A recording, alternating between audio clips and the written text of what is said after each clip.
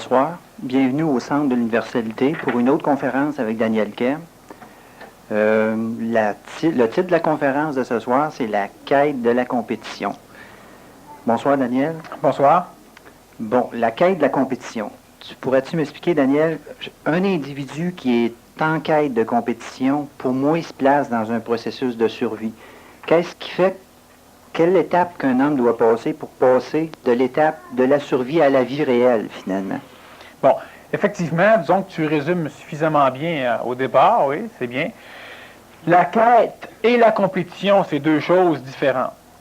Bon, c'est un phénomène de survie pour la simple raison que l'individu, selon lui, ne peut pas arriver à poursuivre sa vie ou son existence s'il n'y a pas une lutte incessante entre ses idées et l'extérieur, entre autres, la compétition que l'on connaît, la compétition habituelle. Maintenant, c'est une survie illusoire, c'est pas une survie dans sa réalité. L'être humain n'a pas besoin d'être en compétition pour vivre ni pour survivre. Par contre, lui se sent en perte de vitesse et en perte d'énergie s'il n'est pas continuellement en compétition. Disons que la quête de la compétition, c'est un processus qui amène l'homme à se détruire, qui amène l'homme aussi, on pourrait dire, à se construire. La seule chose qu'il y a, c'est que ce processus même de transformation, en termes de démolition, de construction, c'est un processus qui n'est pas contrôlé ni contrôlable par l'homme. Alors automatiquement, on va avoir des processus de destruction et de construction dans cette quête de la compétition. Alors l'individu peut dire, en ayant une compétition, je peux m'améliorer. Tu t'améliores par rapport à un autre. Alors si l'autre, tu dois le détruire pour t'améliorer, tu vas vouloir le détruire pour justement te donner l'impression que tu t'améliores. Alors donc, automatiquement, ce n'est pas un processus de construction, même si par rapport à l'individu qui le vit, cela peut paraître comme étant un processus justement qui est d'évolution. Premièrement, on a une quête de la compétition. L'homme n'est pas compétitif de nature. Ce n'est pas en lui que va naître la compétition, c'est le phénomène, l'aboutissement d'une démarche. Et cette démarche-là, c'est une recherche. Et cette recherche-là, on peut l'appeler, comme on l'appelle dans l'ésotérisme, une quête. Alors, on connaît la quête du Graal.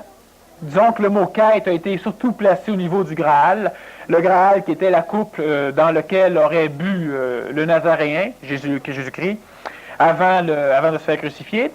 Alors, ce qui fait que la quête, c'est une recherche, c'est une démarche.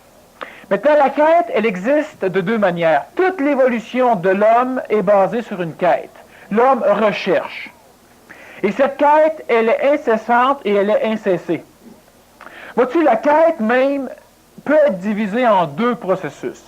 Alors, on a premièrement un processus interne de recherche et un processus externe, cela va de soi. Alors, la quête, c'est ce qui va t'amener à démarcher d'un point, donc ton état psychologique ou ton état d'évolution, vers un autre. Un autre qui va être pour toi supérieur, mais dans sa finalisation, il peut être soit inférieur, soit supérieur, étant donné que tu ne sais pas ce que tu fais lorsque tu te mets en quête de quelque chose. Tu es en quête de la paix, mais tu ne sais pas ce qu'est la paix. Alors, automatiquement, tu vas trouver quelque chose qui va pouvoir aller avec le concept que tu as de la paix, mais que ce soit la paix ou que ce ne soit pas la paix, ça n'a pas d'importance. Tu crois trouver la paix.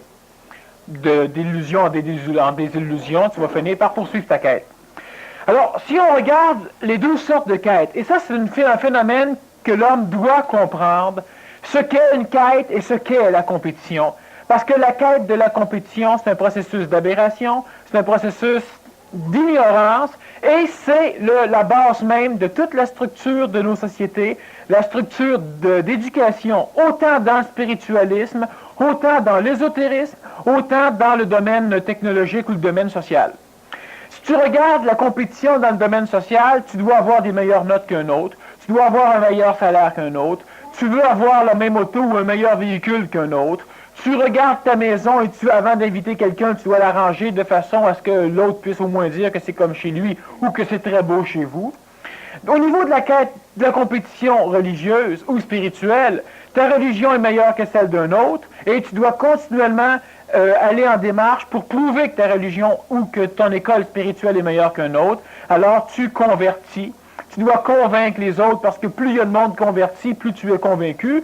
Alors tu as automatiquement cette compétition-là au niveau des religions, au niveau de l'apparat, au niveau des dons qu'on va faire, au niveau de bien des choses. Au niveau de l'ésotérisme, tu as aussi une compétition en ce sens que tu peux te croire plus évolué qu'un autre. Tu préfères aller voir un conférencier plutôt qu'un autre parce que toi, tu es supérieur à un autre. Tu veux parler, tu veux te prouver. Parce qu'on a de l'astinage, on a des chicanes dans l'échange oral chez les individus dans le domaine spirituel. Il y a compétition dans le domaine ésotérique parce qu'il y a compétition, dans le domaine social parce qu'il y a compétition. Et partout où on va retrouver la compétition, on va retrouver les guerres, à l'échelle que l'on voudra, hein, un rixe entre deux individus aller jusqu'à une guerre internationale. On va retrouver évidemment un processus d'aberration, c'est-à-dire que l'on va cultiver l'élite. Et cultivant l'élite, alors on crée une société qui a des individus qui sont des as, qui sont presque des perfections de cette société, mais combien d'élites par rapport à une masse qui ne sont pas l'élite. Alors on a donc une majorité de masse qui reste en bas de l'échelle pour une minorité d'élites. Et toute la société au complet, c'est-à-dire tous ceux qui sont en bas de l'échelle sont obligés à travailler pour faire en sorte que ceux qui sont en haut restent en haut et continuent à monter. Alors on a donc un travail, quand on veut faire un travail de compétition et quand on base un système éducationnel au niveau de la compétition, on a automatiquement un processus où on va enclencher un état d'aberration collective pour avoir une culture de certaines personnes. Si tu regardes juste les individus qui cherchent à se transformer, pourquoi ils n'arrivent pas à se transformer suffisamment? C'est simplement parce qu'ils essaient de cultiver leurs qualités pour essayer d'enterrer leurs défauts. Et c'est le même processus que l'on va retrouver dans notre société. On essaie d'avoir suffisamment d'élite pour que la masse se ferme, pour enterrer la masse. Alors, je l'ai déjà dit, il vient un temps où l'homme se dit « Ah oui, mais présentement, on va sur la Lune. » C'est la masse qui dit ça. Mais la masse ne va pas sur la Lune et la masse n'ira jamais sur la Lune. Mais la masse se croit. Alors, ce qui fait qu'on peut cultiver une élite tout en enterrant la masse, mais on n'arrive pas à avoir une planète Terre évoluée. On n'arrive pas à avoir un cadre pour permettre un processus d'évolution de la masse. Le problème, c'est que la masse nourrit l'élite et la masse détruit l'élite. Parce que l'élite n'étant pas suffisamment nombreux, finit toujours par être digérée par la masse. Et la masse, dans ce processus de compétition éducationnelle, rebâtit des élites continuellement, des élites qui se suicident, des élites qui deviennent fous, des élites qui font des choses mais inutiles pour notre société, donc inutiles pour la masse, des élites qui finissent toujours par aboutir à rien, à part quelques très très rares exceptions. Alors si on regarde donc le phénomène de la compétition, qu'il soit chez toi-même, où toi tu vas vouloir t'habiller plus luxueusement ou plus chicement, parce qu'un de tes employés ou ton patron est mieux vêtu, ou tu vas vouloir suivre la mode parce que tu as peur d'être en arrière, tu vas même vouloir être en avance sur la mode, porter la dernière mode pour pouvoir rire un peu des autres. Alors tu as une compétition incessante, et la compétition, si on la regarde dans son sens réel, pas comme étant un cadre constructif, parce que c'est un cadre constructif pour toi seulement quand tu gagnes dans ta compétition. Sinon, c'est un cadre qui va finir par te donner des complexes d'infériorité là où tu vas perdre. Alors, tu ne fais pas de la peinture d'une façon, disons, adéquate, selon une norme, alors tu perds, tu vas abandonner la peinture. Regarde tout ce que les êtres humains ne peuvent, selon eux, ne peuvent pas faire. Tu ne peux pas faire de mécanique comme un mécanicien, alors tu vas porter ton auto au garage et lui va te voler comme un mécanicien. Bon, alors il y a plusieurs choses que tu ne peux faire parce que tu es convaincu, selon certaines normes, que tu es perdant. Et tu es perdant parce que tu es en compétition. Alors, au lieu de vouloir cultiver ce dans quoi tu es faible, tu vas essayer de grimper et d'exprimer, donc de montrer à autrui, ce dans quoi tu es fort. Et tu finis par devenir une élite dans un domaine. Tu es celui qui débarre le mieux les portes. Alors, si on a un travail pour toi, on va t'engager. En attendant, tu t'en vas sur le chômage, puis tu attends. parce que tu es une élite, tu es spécialisé. Et la spécialisation, c'est le résultat justement d'une culture de compétition. La quête interne, parce que premièrement, l'homme qui se met en démarche commence à rechercher quelque chose par un processus interne et par après, il va être dirigé par un processus externe.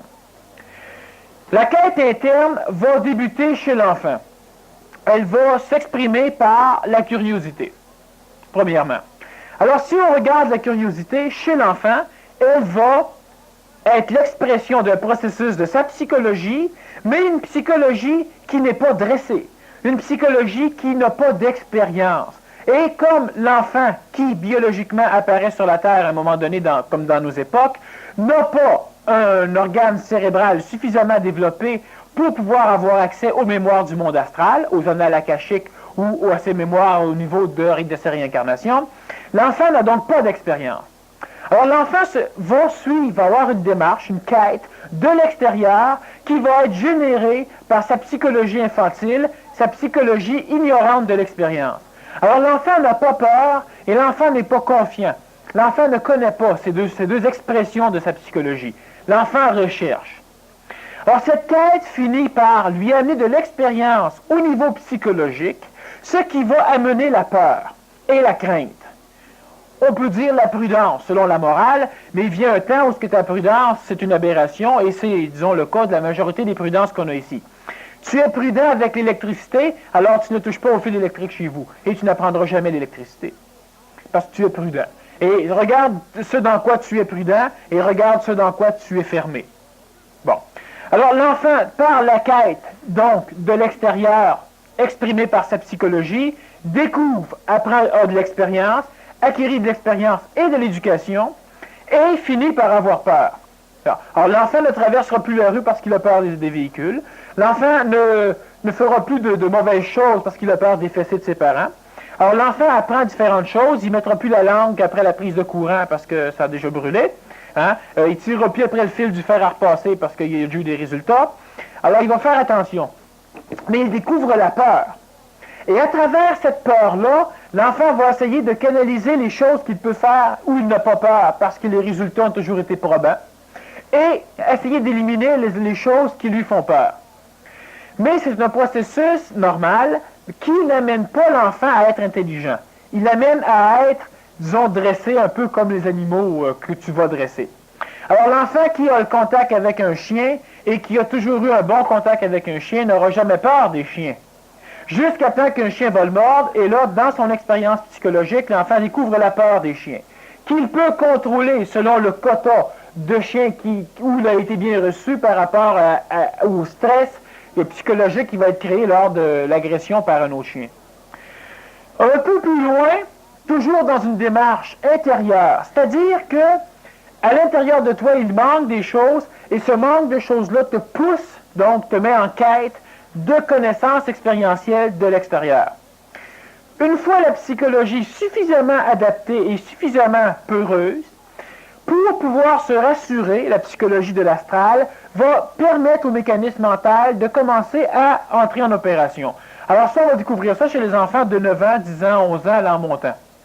Ce processus mental qui commence à fonctionner va remettre l'enfant en démarche, donc en quête.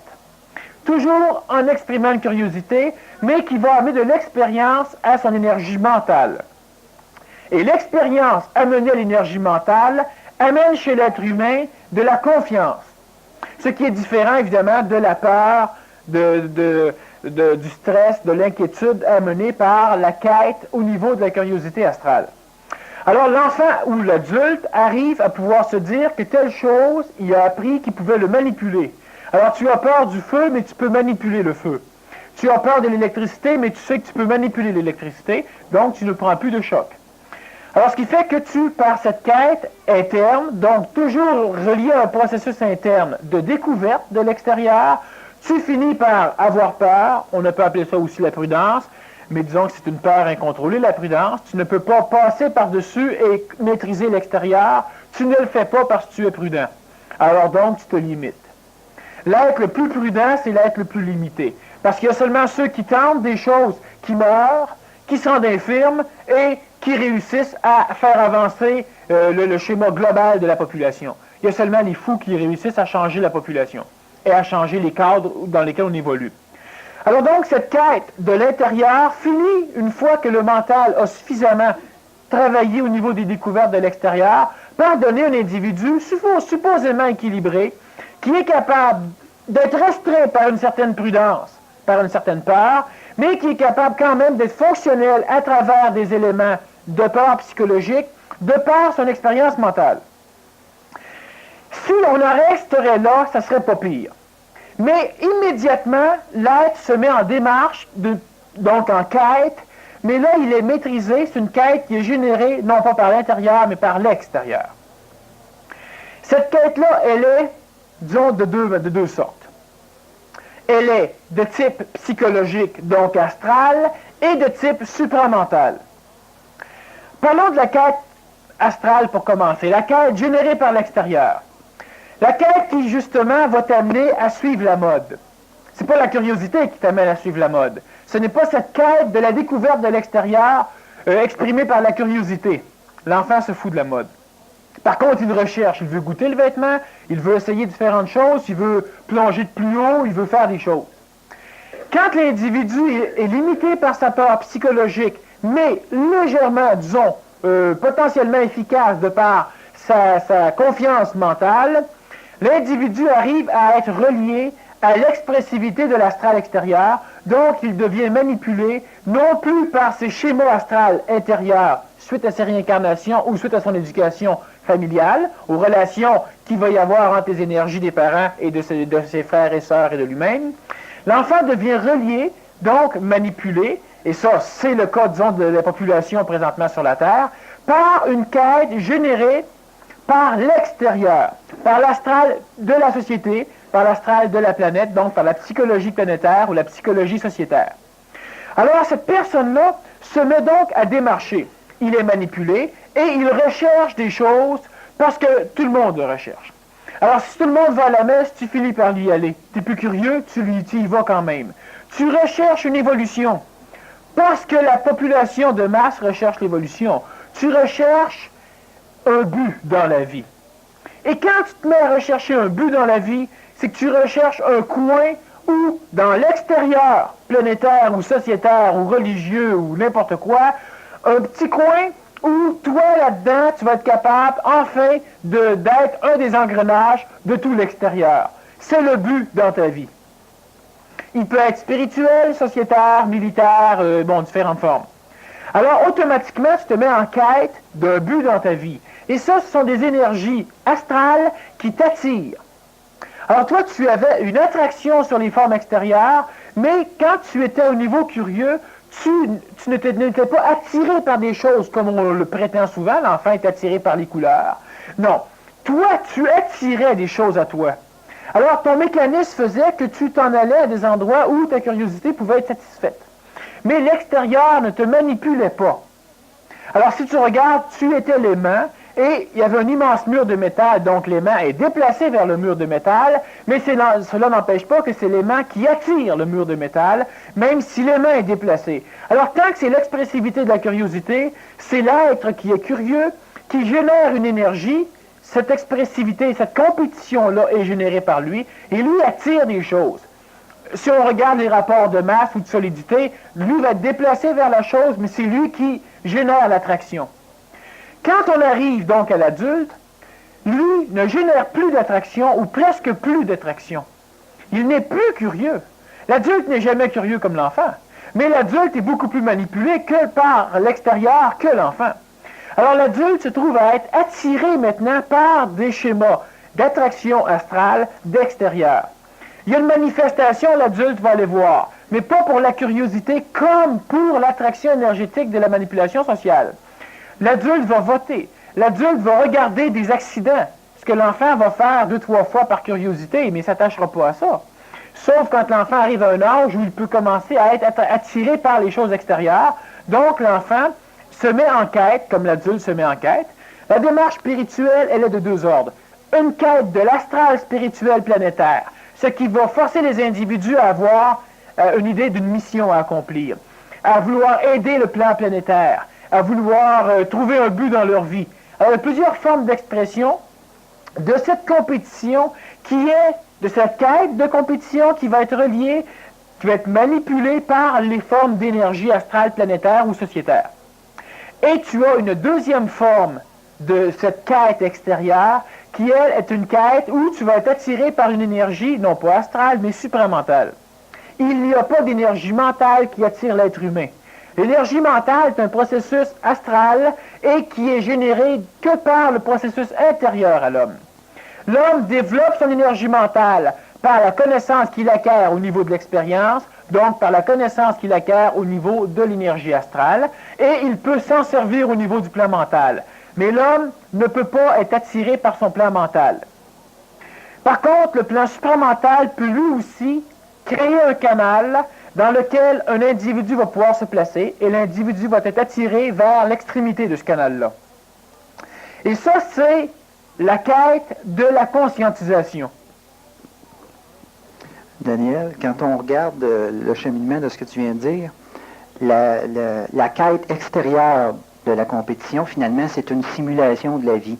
Mais si on regarde la quête intérieure, quand un individu commence à avoir une vision un peu plus globale, qu'est-ce qu'il fait pour ne pas perdre sa densité? Autrement dit, c'est quoi les grandes de l'homme? Tu sais? Les grandes de l'homme, qui le rattachent au sol. Ouais. Voilà. Qu'est-ce qui va rattacher un homme au sol? Si on regarde simplement, puis justement, le problème, c'est que l'homme reste attaché au sol plus souvent qu'il ne devrait. Quand je parle au sol, je parle du plan matériel, du plan vital et du plan astral surtout, parce que le plan astral, c'est très dense. L'être humain qui est relié, donc qui va être attiré, qui va être en quête d'une démarche de conscientisation, qui va être généré par le plan supramental, c'est un être humain qui aura toujours des racines dans le plancher et la tête, disons, dans le ciel ou dans les cieux. C'est-à-dire que cet être-là saura toujours faire la démarcation entre un plan spirituel et une chose, disons, efficiente au niveau de la planète Terre. Je dois aller travailler, mais présentement, je suis en train de faire un beau trip, je suis en train de comprendre des choses que j'ai jamais compris. Fait qu'est-ce que je fais? Tu es relié au plan supramental. Si lui veut te communiquer quelque chose, tu te poseras même pas la question, tu n'en auras pas le temps. Tu pourras même pas te lever, tu vas être fixé là, puis tu vas avoir la connaissance le temps que tu en auras besoin. Pendant ce temps-là, cette énergie-là va s'occuper de tes autres problèmes qui pourraient être suscités par le fait que tu bouges pas, que tu ne vas pas travailler, par exemple.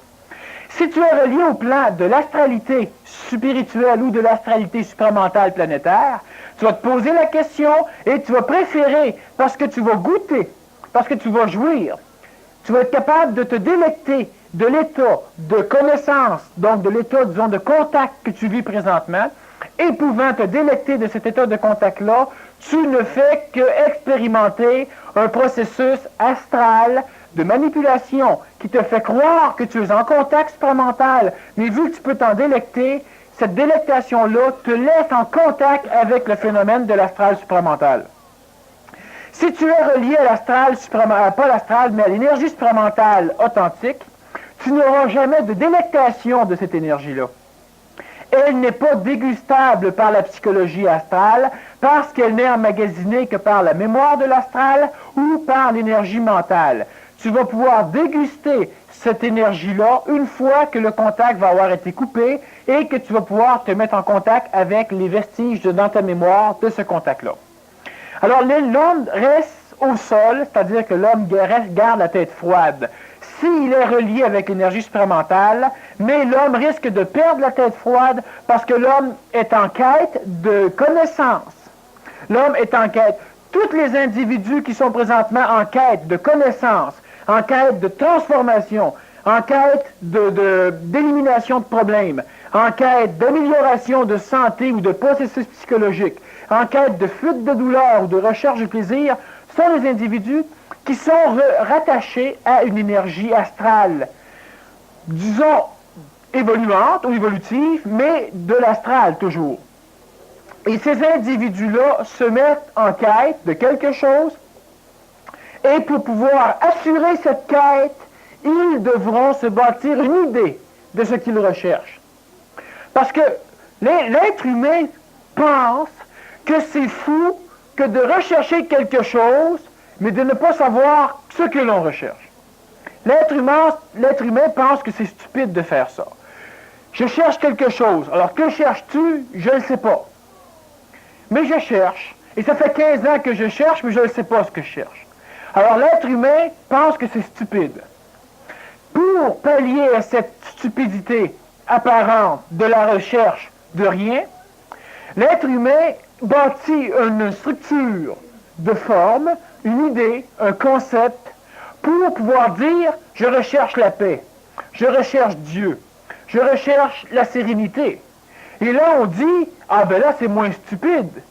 Il ne recherche pas rien, il recherche la paix. Alors, mieux vous suivre quelqu'un qui recherche la paix que quelqu'un qui recherche, il ne sait pas quoi. Mais la paix, tu ne sais pas ce que c'est. Alors, rechercher la paix ou rechercher je ne sais pas quoi, c'est la même chose. Alors, c'est simplement que tu te bâtis une idée pour pouvoir te donner l'impression que ta démarche n'est pas stupide. Mais ta démarche, elle est encore plus stupide parce que maintenant, tu es encore plus aveugle. Parce que tu crois que tu as une démarche éclairée quand tu as une démarche encore plus noire, parce que tu n'as même plus la possibilité de te rendre compte au moins que ce que tu recherches, tu n'en connais rien. Si l'homme connaît la paix, l'homme a la paix. L'homme recherche la paix, l'homme n'a pas la paix, donc l'homme ne connaît pas la paix. Alors l'homme recherche la paix, l'homme a une idée de ce que devrait être la paix, non pas de ce qu'est, de ce que devrait être la paix, et l'homme recherche quelque chose dans le cadre social, dans le cadre religieux, dans le cadre matériel, qui pourrait aller avec son concept de paix. Il est prêt, jusqu'à un certain point, à transformer ce concept pour essayer de l'adapter à l'extérieur, mais l'extérieur se transforme continuellement, et un concept est une mémoire, et une mémoire souffre quand elle se transforme. Alors l'individu qui recherche la paix à partir d'une idée souffre continuellement parce que cette paix-là, il doit sans cesse la transformer. Ou l'individu qui ne recherche rien, je cherche. Pourquoi cherches-tu? L'individu qui cherche rien, lui n'est pas en compétition parce qu'il ne base pas sa quête sur quoi que ce soit de formel. Si tu bases ta quête sur quelque chose, tu la bases donc aussi sur son inverse. Je recherche la paix, donc je fuis l'inverse de la paix. Je fuis la violence, je fuis le mouvement. Donc, quand j'ai la paix, je suis mieux que tous ceux qui n'ont pas la paix. Et tu devras toujours, dans ce processus de quête compétitive, comparer ton résultat interne ou externe dans la matière à un résultat donné par quelque chose d'extérieur à toi. Alors tu as donc cette recherche que moi je suis bien. Je regarde juste l'expression, disons stupide. On n'est pas si mal que ça, il y en a qui sont pires que nous autres. Il y en a aussi qui sont mieux que toi, fait que t'es vachement mal. Fait que juste dépendant de quel bord tu vas faire ta constatation, tu vas broyer ou tu vas rire. Parce que si tout d'un coup l'énergie astrale te fait dire, ben il y en a qui sont bien mieux que moi, fait qu'en fin de compte, je suis mal en maudit. Quand tu pensais dire, ben il y en a qui sont bien plus mal que moi, fait qu'en fin de compte, je suis mieux. Alors tu remets ton état de paix entre les mains d'un processus binaire, entre à savoir s'il y en a qui sont pires ou s'il y en a qui sont mieux. Mais il y a toujours quelqu'un de mieux, il y a toujours quelqu'un de pire. C'est pas nécessairement vrai. Mais c'est ce que l'homme tient à garder. Comme ça, l'homme se place toujours dans une moyenne. Et quand l'homme est dans une moyenne, l'homme est bien.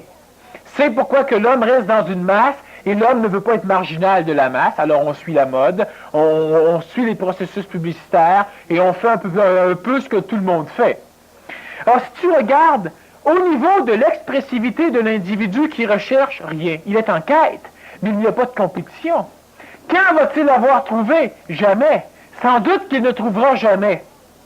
Mais il aura toujours une transformation et lui pourra juger sa transformation à partir de lui-même. Et non pas à partir d'individus qu'il va rencontrer. À partir de lui-même. Toi, tu es l'être humain le plus parfait qu'il y a sur la Terre, et un jour où tu ne vas pas bien, moi, je te rencontre, je te vois mal, puis je me dis, je suis bien mieux que lui. Alors, je me dis, je suis au bout. Mais je ne t'ai pas vu dans le reste du temps. Mais ça me satisfait, parce que une simple illusion satisfait l'être humain qui est en recherche de compétition. Pourquoi? Parce que tu commences à faire une sculpture. Tu fais une grosse sculpture, puis elle n'est pas parfaite. Et là, tu juges par rapport à toi, mais il n'y a pas de compétition. Et soudain, tu vois une émission à la télévision où on montre une exposition de sculpture. Tu compares à l'extérieur pour te rendre compte que la tienne est bien mieux que ceux-là. Alors, elle est finie. Mais 2 secondes avant, elle n'était pas finie. Elle ne te plaisait même pas. Mais maintenant que tu viens de comparer, ben, elle est bien meilleure, elle est bien plus belle qu'eux autres, elle est parfaite. Et si elle est plus laide, tu peux la mettre aux poubelles puis laisser faire la sculpture. Alors, tant que tu le compares à l'extérieur, et ça, c'est la quête de la compétition de l'être humain, même dans le processus d'évolution. Je pense que je change parce que avant, j'étais comme eux autres, puis maintenant, je suis différent. Tu changes pas, tu es toujours comme eux autres. Tu as changé tes concepts et tes points de vision, mais tu es toujours dans un phénomène de compétition. Et il n'y a pas une seule évolution adéquate qui va se faire à partir d'un phénomène de compétition. Tu as un deuxième processus de compétition qui est très dangereux parce qu'il permet à l'homme de croire qu'il n'est pas dans un processus de compétition, parce que l'homme ne se compare pas à l'extérieur, mais l'homme, l'individu, qui se conscientise, donc qui arrive à percevoir l'idée même du corps mental, qui arrive à avoir une idée du corps supramental, et qui de temps en temps peut être en relation, en contact avec une énergie astrale supramentale ou réellement supramentale par étincelle, l'individu arrive à susciter en lui, à faire naître en lui, et là, écoutez-moi bien, c'est la pire compétition, et elle touche tous les individus qui, à un moment donné, commencent à percevoir l'idée même de la manipulation. Cette compétition, elle existe entre les plans mêmes du corps. Alors, il vient un temps où le mental va compétitionner la psychologie de l'homme, où la psychologie va compétitionner le mental de l'homme, où la psychologie va compétitionner le physique de l'homme, etc. Alors, on arrive à une compétition interne, mais entre les différents plans. Et l'individu qui a une compétition qui va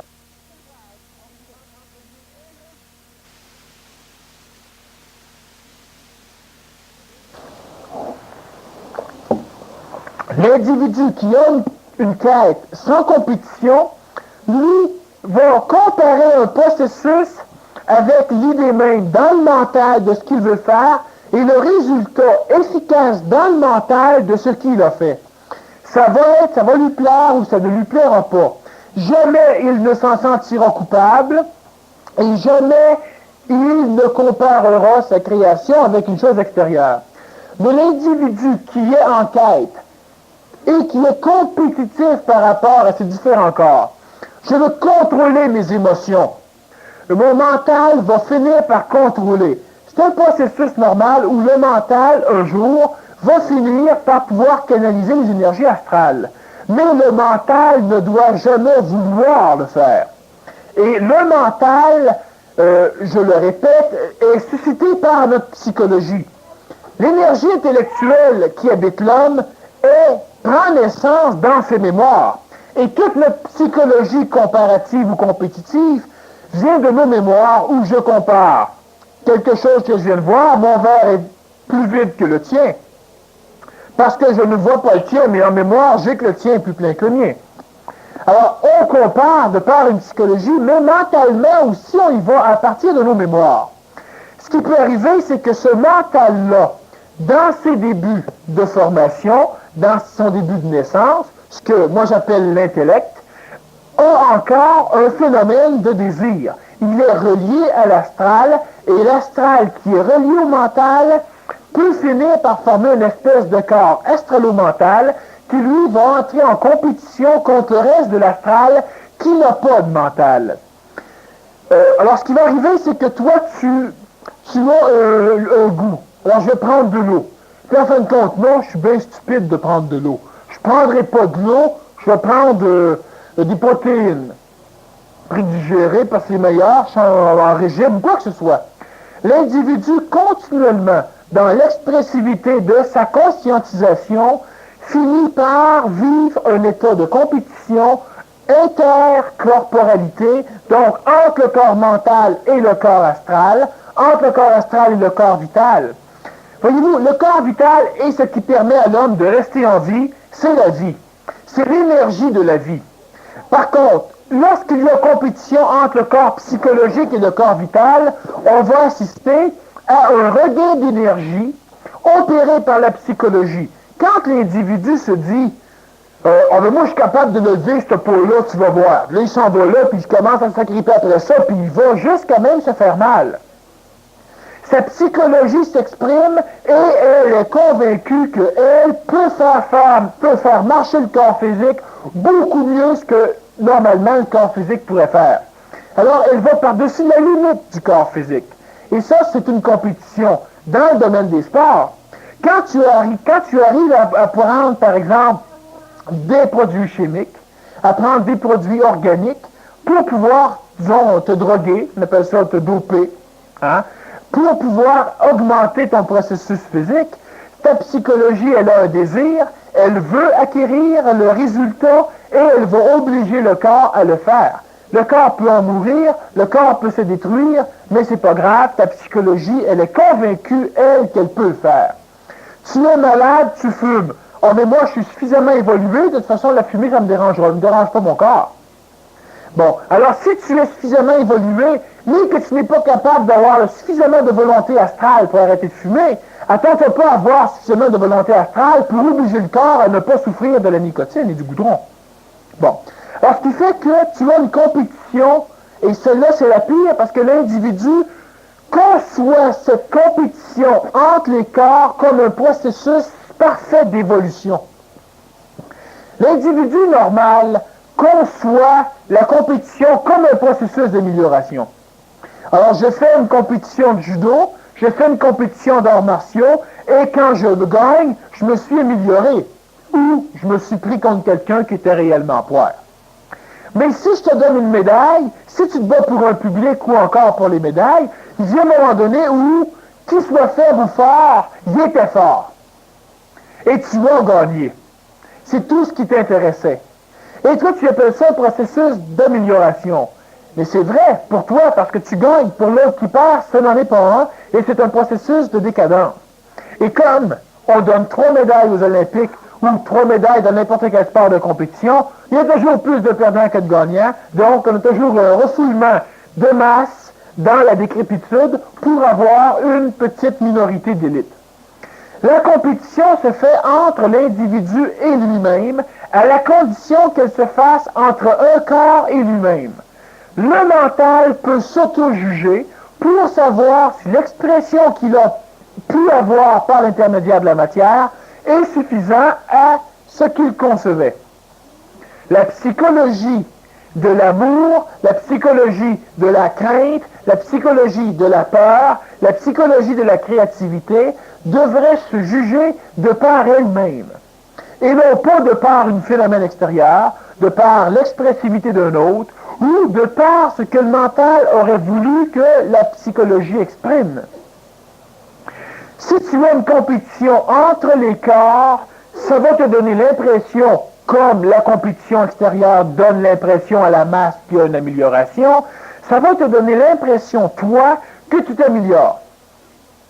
Et ce jeu illusoire de la compétition évolutive à l'intérieur de l'homme ne va faire qu'amener certaines parcelles de certains corps à un état d'élite pour aberrer le reste. Alors tu vas, encore une fois, développer tes qualités pour abandonner le reste. Lui, il n'est pas capable de peinturer, il n'est même pas capable d'imaginer un décor. Par contre, donne-lui des mathématiques, il va les faire travailler. Alors, on en fait un comptable, ou encore on l'éduque avec des mathématiques, et on essaie de faire suffisamment développer cette parcelle de son intellect ou de son corps mental pour qu'elle puisse enterrer, camoufler tous les défauts ou toutes les lacunes qui peuvent exister au niveau de ses autres corps. Il n'y a pas un corps physique là-dedans, il a toujours été feluette. Mais il y a un mot du bon cerveau, puis c'est un génie. Ben oui, c'est un génie qui déboule des marches l'hiver. C'est un génie qui a toujours des problèmes de santé. C'est un génie que, il n'a jamais été bien fort. Mais est-ce qu'on s'est arrangé pour qu'un jour il soit fort? Non. Lui, il a des gros bras. Est-ce qu'on développe son cerveau? Non, on en fait un lutteur à la place. Ben non, on en fait un débardeur ou on en fait n'importe quoi. Pourquoi? Parce qu'au moins, il va pouvoir faire de quoi dans sa vie avec ça. Il va pouvoir gagner sa vie. Gagner sa vie, c'est mériter de vivre. Puis mériter de vivre, c'est être en accord avec la vie, pas être en accord avec un budget salarial. Alors, vois-tu, ce qui va arriver, c'est que si tu as une compétition, et dans chaque individu qui se conscientise, ou qui se religise, ou ce qui se spiritualise, à un degré suffisant pour qu'il commence à découvrir différents phénomènes à l'intérieur de lui, automatiquement va naître la compétition intercorporalité. Ce que tu parles, c'est ce qu'on entend souvent dire, ben moi je compétitionne pas avec les autres, je compétitionne juste avec moi-même. Tu sais. Oui, alors compétitionner avec toi-même, c'est ce phénomène-là, c'est une aberration. Veux-tu t'améliorer? Oui. Tu vas améliorer quoi? Tout. Il n'y a aucune compétition avec cet individu-là. Par contre, cet individu-là va regarder toutes les émissions de télévision qui l'intéressent. Il va pouvoir lire des revues scientifiques comme des revues médicales, juste comme ça, comme des revues de mécanique. Il va savoir faire plusieurs choses, mais les individus qui présentement n'ont pas de compétition à l'intérieur d'eux, intercorporalité, ont tous une compétition à l'extérieur d'eux. Les individus qui ont une compétition à l'intérieur d'eux ont tous une compétition à l'extérieur d'eux. Mais le problème, c'est que l'individu va connaître, peut prendre connaissance de la compétition extérieure, mais il ignorera toujours la compétition intérieure parce que jamais lui viendra à l'idée qu'il peut justement exister une lutte. La première compétition intérieure qui va naître chez l'homme, c'est une compétition entre des plans différents. Un plan qui va être très astral, très mémoriel, très psychologique, et un plan qui va être l'intellect, l'astral logique. Et là, on va avoir un phénomène qui va permettre à l'homme de se rendre compte que sa colère, elle lui est nuisible. Donc, la parcelle intellectuelle, qui, intelligente, de façon intellectuelle, prend connaissance de ce phénomène-là, va décider que là, c'est fini, je vais contrôler ma colère. Alors, je refoule ma colère, je la contrôle, et je me dis même que je ne suis plus en colère, puis que c'est pas une niaiserie de même qui va m'énerver, hein, me contrôler ça mieux que ça. Alors, tu as déjà le même phénomène, c'est pas un petit niaiseux comme toi qui va venir me niaiser. C'est le même phénomène. Il y a compétition et il y a valorisation de l'énergie qui veut justement contrôler. L'énergie qui est en dessous va vouloir aussi contrôler. Parce que tous ceux qui perdent en compétition veulent se reprendre. Ils vont se reprendre comment? Ton intellect arrive à maîtriser certains phénomènes d'expressivité de ta psychologie. La peur, jusqu'à une certaine limite. La colère, jusqu'à une certaine limite. La honte ou la gêne, jusqu'à une certaine limite. Mais, qu'est-ce qui va arriver? Il va arriver simplement que tant que ton mental veut contrôler ta colère, pendant ce temps-là, il y a un autre processus qui va apparaître où tu vas être gêné. Où tu vas finir par devenir arrogant. Alors, tu as toujours que tu contrôles une énergie, tu étouffes celle-là, mais tu ne t'occupes pas de toutes tes énergies parce que ce n'est pas un processus de compétition interne qui permet à l'être humain d'évoluer. Alors, tu vas avoir une recrudescence d'énergie que tu oublies, qui, eux, vont le te reprendre par en dessous. Exactement comme tu es avocat, le client qui vient te voir, tu lui ramasses quelques scènes, puis tu le voles pas mal. Il y a plusieurs causes avec sa maison, avec son auto, avec etc., puis tu en ramasses en masse.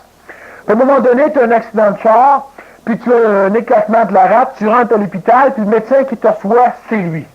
C'est ton client qui était niaiseux, qui t'a toujours volé. Lui, il te regarde, il te reconnaît. Il sait que tu l'as volé, mais il ne peut pas rien faire. Alors, même si tu as pu taper sur une énergie plus faible, même si tu as pu maîtriser pour pouvoir gonfler certaines énergies en toi, il vient toujours un moment donné où ce que cette masse faible-là développe des processus d'élite dans d'autres domaines. Que ce soit dans la mécanique, le mécanicien va t'attendre dans le crime. Il peut même saboter ta direction ou encore ton système de freinage pour t'envoyer dans un autre monde. Alors, quel que soit le phénomène que tu vas écraser pour en gonfler un autre, tu as toujours d'autres phénomènes à côté qui vont pousser pour venir t'étouffer. La lutte à l'intérieur de l'homme, qu'est-ce qu'elle donne? Elle donne que je contrôle ma colère. Puis après, à un moment donné, tu n'es même plus capable de dire à quelqu'un que tu l'aimes. Tu as laissé, sans t'en rendre compte, développer la gêne et une inexpressivité. Tu t'es perfectionné dans l'expressivité du gars calme, du gars sans émotion, du gars comme tu voudras, mais du gars plat, du gars froid, parce que tu as développé ça en toi, parce que tu en avais besoin.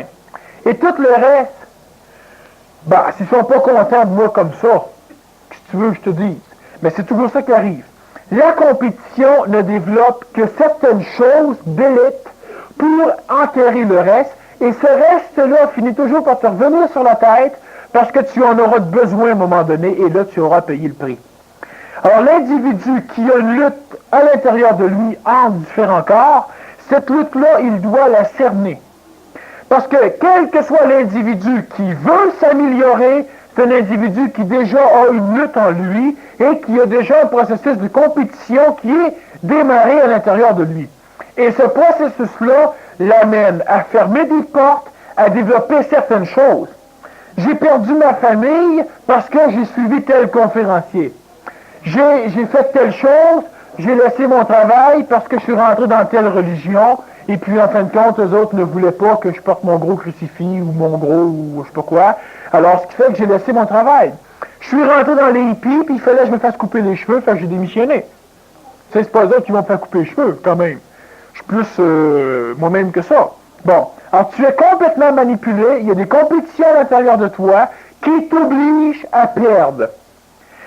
Si tu es en quête et que ta quête, elle est attirée par l'énergie supramentale descendante, ce qui va se passer au niveau de ton interne, c'est qu'il n'y aura pas de compétition parce que si tu n'es guidé que par cette énergie-là, qui va être ajustée par une pensée juste à un moment donné, parce que ton mental va se développer par l'intermédiaire de l'énergie supramentale ou l'Esprit Saint, ce qui va arriver, c'est que tu seras toujours à la recherche de rien.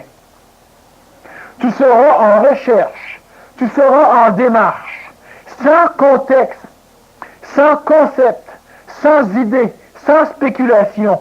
Tout sera vrai et tout sera faux. Tu douteras de tout, mais tu ne renieras rien. Et tu seras beaucoup plus proche de l'être qui est appelé à savoir, parce que quand je vais te l'énergie, quand l'intelligence va t'amener une connaissance, tu n'iras pas la comparer à un concept. Tu vas immédiatement vérifier dans le présent si c'est intelligent. L'énergie supramentale n'ira pas te dire que hier tu aurais dû faire telle chose. L'énergie astrale, oui, parce qu'elle peut te culpabiliser, parce qu'elle peut te valoriser. Il y a un processus de compétition entre ces énergies-là, et automatiquement, on peut te parler du passé ou de l'avenir. Il va falloir que tu fasses mieux. L'énergie supramentale ne te demande jamais de faire mieux. Laisse-la s'exprimer. Ce que tu vas faire va être bien mieux. Mais tu n'as pas de... L'énergie supramentale ou l'Esprit Saint n'a pas de démarche compétitive. Tu as une quête, parce qu'à l'intérieur de toi, il y a un processus énergétique qui attire à toi des choses. Vu que toi, tu es mobile, tu vas te déplacer vers ces choses-là, mais cette curiosité-là, elle est attractive et elle est générée par ta propre psychologie qui est en recherche d'expérience. Curiosité infantile. Tu vas finir par acquérir de l'expérience. Et cette expérience-là, par essai et erreur, finit par t'amener une prudence, une peur. Cette peur-là va finir par t'amener dans une démarche où tu vas vouloir fuir ce qui te cause la peur pour rechercher l'antidote de la peur, donc tous les processus expérientiels que tu as acquis qui t'amènent le plaisir. Donc tu te mets en démarche, et cette démarche-là, elle est déjà compétitive, en ce sens que tu devras enterrer, éliminer, être supérieur à ce qui te fait peur, et conserver de plus en plus longtemps ce que tu aimes. L'individu qui conserve son auto 20 ans se sent mieux que l'individu qui, tous les 5 ans, plus de char, le moteur tombe dans la rue, le différentiel aussi, tout ça. Alors, ce qui fait que tu es déjà en démarche de compétition. Un peu plus tard, et cela, une chance, les individus de l'Antiquité qui n'avaient pas l'intellect, qui étaient des individus qui avaient suffisamment peur pour avoir suffisamment de dieux. Alors, des dieux qui les rassuraient, des dieux qui leur faisaient peur. Aujourd'hui, et disons ça fait un petit bout de temps, l'homme arrive à un autre processus de curiosité qui va être généré par le corps mental, donc par l'intellect, et ça va lui amener de la confiance. Confiance parce qu'il sait qu'il est capable de manipuler certains processus de peur. Le chat me fait peur, je prends une masse, je l'assomme, je le tue, réglé. Bon.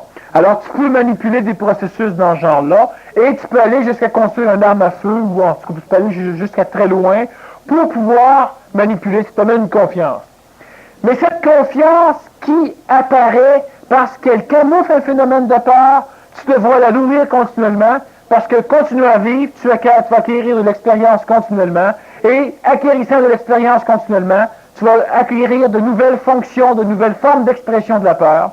Donc, tu devras renouveler tes formes de curiosité mentale pour pouvoir renouveler ta confiance. Alors, plus l'ennemi est gros, plus tu augmentes ta confiance. Un nouvel ennemi apparaît, il faut que tu réaugmentes encore ton armement ou tes processus de défense pour avoir encore la confiance pour bien dormir. C'est une confiance qui, finalement, est alimentée à même ton expérience, mais pas nécessairement à même ta conscience. Non, à même l'expérience qui alimente aussi ta peur. C'est le processus normal d'évolution de l'homme, et l'homme vit dans une compétition qui va être générée par ce processus-là. Ce processus, on peut constater qu'il est inadéquat. Alors, ce qui va arriver, c'est que ton individu finit par arriver à une quête extérieure à un moment donné.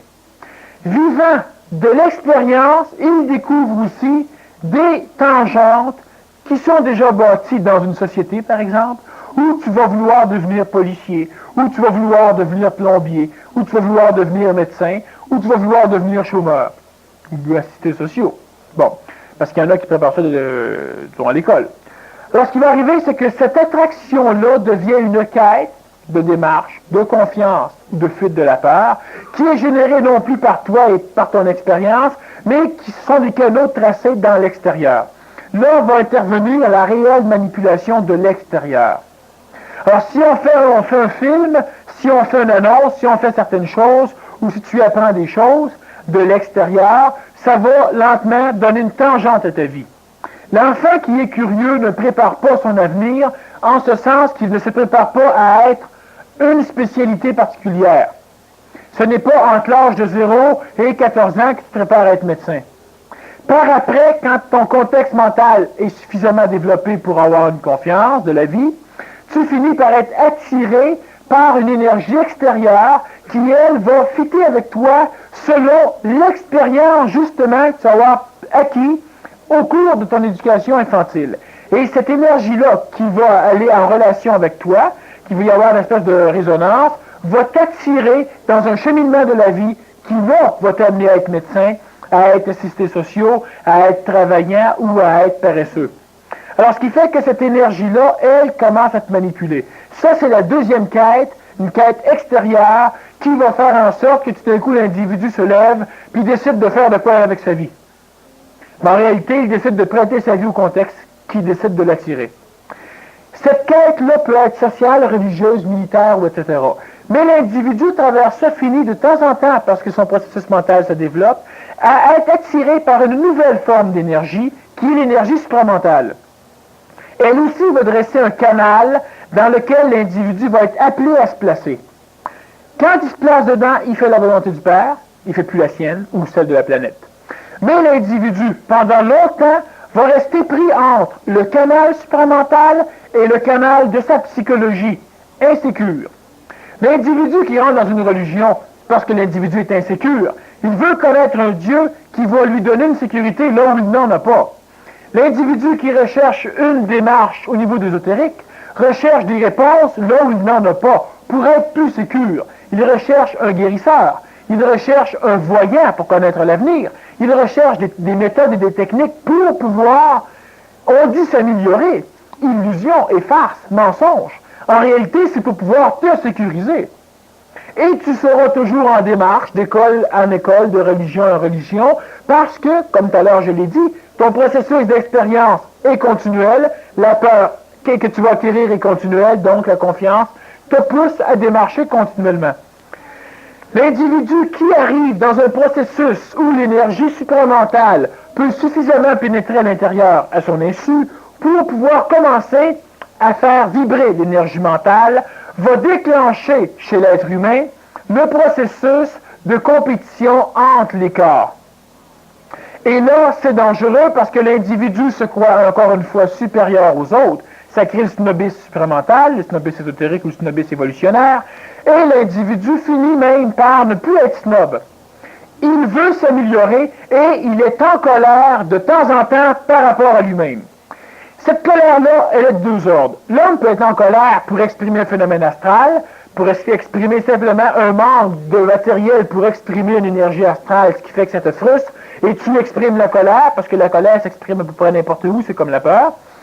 Ou l'individu peut avoir une colère qu'on appelle une colère purificatrice. La colère purificatrice, c'est la colère qui vient détruire une forme de compétition entre deux corps à l'intérieur de l'homme. Ces deux corps-là se luttent ensemble jusqu'à temps que l'individu finit par avoir un écœurement total qui va finir par déclencher une colère, mais une colère mentale. Une colère qui va être presque supramentale, une colère avec lui-même où ce qu'il est tanné de jouer à l'enfant. Alors je m'améliore pas, je suis pas correct. En fin de compte, maudit, tu viens en colère, c'est presque pas exprimable parce que tu te rends compte que tu es toujours en train de te chialer par rapport à toi-même. Il y a compétition à l'intérieur de toi et c'est une aberration, mais c'est une preuve d'évolution. C'est le phénomène intermédiaire entre l'individu qui est dans un canal typiquement astral, sociétaire ou planétaire, et qui de temps en temps commence à vouloir dévier dans un canal supramental. L'individu qui finit par accepter la démarche supramentale, donc qui finit par accepter, ce que je veux dire par là en réalité, l'individu qui finit par être accepté par la démarche supramentale. Parce que c'est pas l'homme qui accepte de prendre cette démarche-là, c'est la démarche qui accepte de prendre l'homme. C'est-à-dire que, énergétiquement parlant, elle t'attire un petit peu. Quand tu te transformes suffisamment, pas par le désir, laisse cette énergie-là te transformer, elle va finir par avoir une meilleure emprise sur toi et elle va t'attirer, donc tu vas pénétrer dans l'énergie supramentale. Tu vas avoir l'Esprit Saint, le savoir instantané. Ce qui fait que, si tu es accepté par l'énergie supramentale, c'est que tu as suffisamment de phénomènes d'aimantation au niveau de ton astral qui va être transformé. Tu ne pourras plus être assujetti à l'astral planétaire, donc tu ne seras plus dans une démarche de compétition, dans une démarche d'interrelation. La démarche de l'astral est une démarche mémorielle. Alors, si c'est une démarche mémorielle, il y a toujours comparaison. Comparaison entre le phénomène réel et le phénomène mémoriel, parce qu'on sait que l'homme, la psychologie de l'astral, essaie toujours d'expliquer le présent de par le passé. Alors, ce qui fait que tu auras toujours une démarche de compétition et tu seras toujours en quête de cette confiance, en quête de cette sécurité, donc en fuite de tout l'extérieur. Et faire une quête pour fuir, comme si on regarde les chevaliers de la table ronde, qui recherchaient le Graal pour régler des problèmes. Alors, il y avait la quête du Graal pour la fuite des problèmes qui étaient inhérents à l'époque, disons, du prince Arthur et du mage Merlin en Angleterre. C'est toujours un processus qui est dangereux, destructeur. Regarde le nombre d'individus qui sont arrivés à trouver le Graal, justement. Il n'y a eu rien qu'un sur toute une chevalerie complète. Alors, tu as toujours un processus où une masse est écrasée et détruite pour une élite qui va sortir. Si tu vas au niveau d'une quête de type astral, c'est-à-dire que tu es relié à l'astral, il y aura toujours compétition parce que tu es mémoriel. Tu es dans un monde mémoriel où il y aura toujours comparaison entre le vivant que seule l'énergie supramentale et mentale supérieure vont être capables de connaître et que tout le reste ne pourra pas connaître. Quand tu arrives à suffisamment faire de colère pour détruire la compétition entre tes corps, tu finis par non pas fusionner ces corps-là, mais tu les joins avec une espèce de ciment qui leur permet d'être en relation harmonieuse. Et automatiquement, l'énergie, disons, de type supramental, va être capable, par l'intermédiaire d'un corps, de rayonner dans le reste des corps, et il n'y aura plus compétition, parce que chacun saura l'utilité de son objet. On regarde un conférencier et on dit, lui, il est stupide parce qu'il est spirituel. Alors vraiment, du monde de même, on se demande comment ça existe encore. Ce conférencier-là est peut-être un être presque en fusion, qui, connaissant le besoin de la population sur la Terre, ou le besoin d'un certain public, décide ou est obligé par l'énergie supramentale de faire le travail de conférencier pour une classe de gens de type très spirituel. Alors les individus qui sont supposément conscientisés et qui sont en lutte par rapport à eux-mêmes, mais qui ne le savent pas, vont juger ce conférencier-là comme étant une aberration sur Terre, parce qu'eux autres, s'ils en savent bien plus que lui, parce que voyons donc, qu'est-ce qu'il y a à faire de lui? Ben, vois-tu, c'est qu'il n'y a pas 15, il n'y a pas 1500 ou 2000 individus sur la Terre, il y en a 4 milliards 850 millions, alors ce qui fait qu'on a besoin de différents individus pour différentes missions.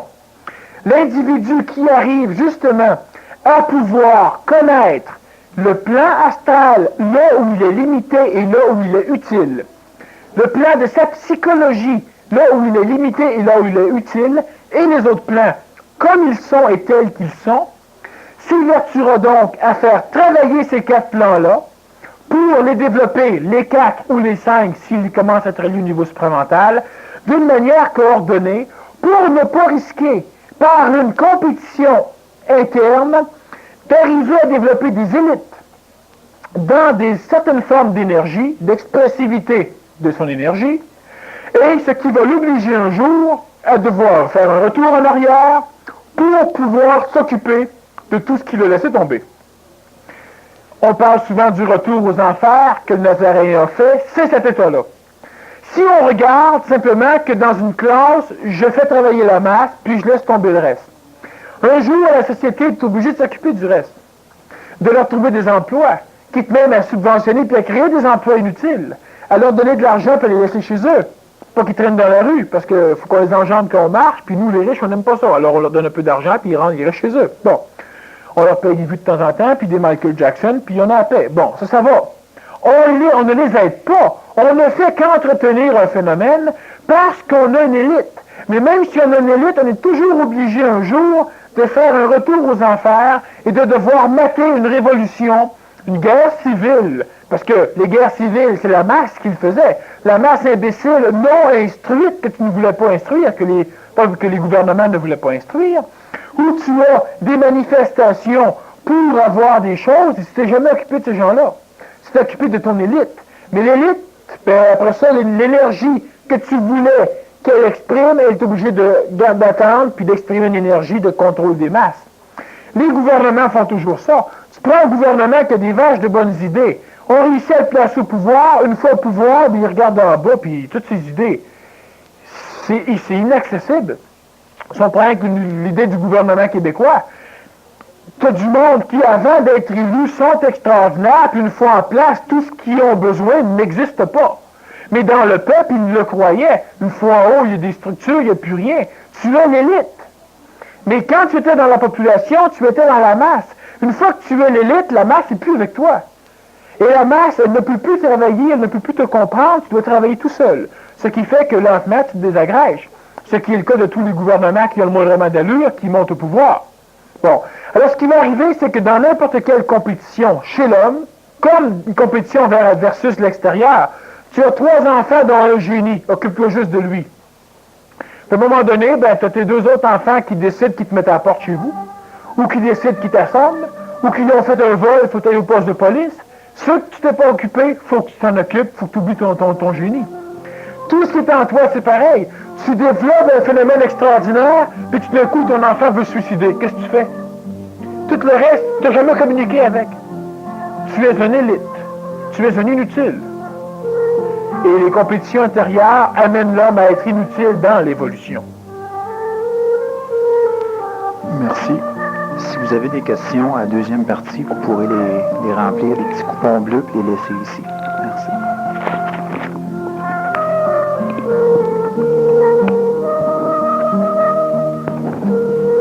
Bonsoir à tous.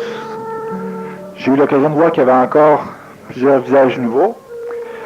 Fait que pour ces gens-là, il y a une promotion qui existe ici au centre depuis un certain temps, à savoir que les gens qui achètent leur billet pour la prochaine conférence, du conférencier de la soirée, ont la question